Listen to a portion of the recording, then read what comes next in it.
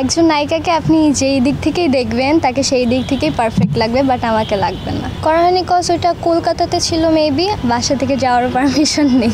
আমি অনেক দুষ্টু ইন রিয়েল লাইফ। হ্যাঁ, থিয়েটারে অনেক কিছু শেখা যায়। আমার রোলগুলো সাধারণত একটু দুষ্টু বোন টাইপের হয়ে থাকে। মানে কিছু কিছু বোন থাকে আমাদের যে খুব ভাই বোনের সাথে খুব ভালো আন্ডারস্ট্যান্ডিং, ওই ধরনের ক্যারেক্টারগুলো আমি করে থাকি। আমি অনেক দুষ্টু ইন রিয়েল লাইফ। দুষ্টু বলতে মানে আমি সবসময় আর কি মাতিয়ে রাখি কোনো একটা জায়গায় গেলে বা ফ্রেন্ড সার্কেলের গ্রুপে গেলে। স্কুল কলেজের ফ্রেন্ড। এক্সামের আগের টাইমে কাজটা একটু প্রেশার কমিয়ে দিব, যেহেতু এইচএসসি একটা জীবনের অনেক বড় একটা ডিসিশন, অনেক বড় একটা এক্সাম। সো আমি এইচএসসির আগে একটু শুটিংটা কম করার ট্রাই করি। একটু প্রবলেম হতে পারে, বাট আমি যখন যাদেরকেই রিজেক্ট করব তাদেরকে তো আমি অবশ্যই বলবো যে আমি এক্সামের জন্য ভাইয়া কাজটা করতে পারছি না। এই ক্ষেত্রে আমাকে সবাই স্যাক্রিফাইস করে। আপাতত আমরা একটা ধারাবাহিক করছি মাছরাঙা টেলিভিশনে, সিটি লাইফ। এটা হচ্ছে ডিরেকশন দিচ্ছেন নজরুল ইসলাম রাজু আর তাসদিক শাহরিয়ার ভাইয়া। সো আপাতত একটা ধারাবাহিকই আছে, সেখানে আমার এই দুষ্টু বোনের রোলই। না, বাসায় আসলে ওরকমভাবে কখনো প্র্যাঙ্ক করা হয়নি। স্কুল কলেজে করা হয়েছে, বাট এখন মনে পড়ছে না। হ্যাঁ, একটা সিনেমার অফার এসেছিল, বাট করা হয়নি কজ ওইটা কলকাতাতে ছিল মেবি, আর আমার পাসপোর্ট নেই, বাসা থেকে যাওয়ারও পারমিশন নেই। হ্যাঁ, কিন্তু অনেক সময় জীবনের অনেক সুযোগ হাতছাড়া করা ভালো। আমার যদি তখন অফার আসে, অবশ্যই আমি সবার আগে ক্যারেক্টারটা দেখব। যদি চরিত্রটা আমার পছন্দ হয়, আমি অবশ্যই করব।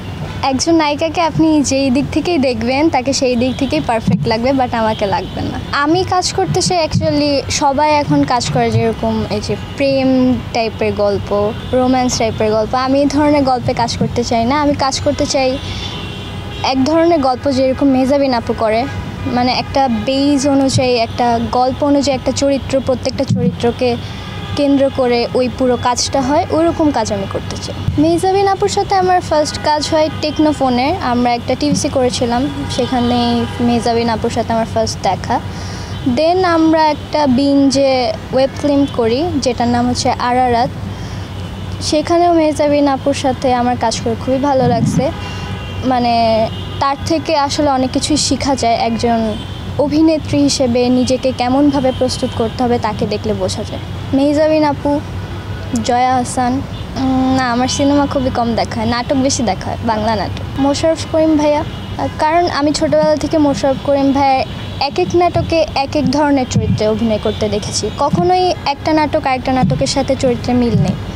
সো সে যেহেতু ভ্যারাইটিস ক্যারেক্টার প্লে করছে, আমি তাকে বিভিন্ন ধরনের চরিত্রে দেখছি, তো আমার কাছে মনে হয় সে বাংলাদেশের সুপারস্টার, ভালো একজন অভিনেতা। রিসেন্টলি আমরা তার অনেকগুলো মুভি দেখলাম, ভালো ভালো কাজ দেখলাম।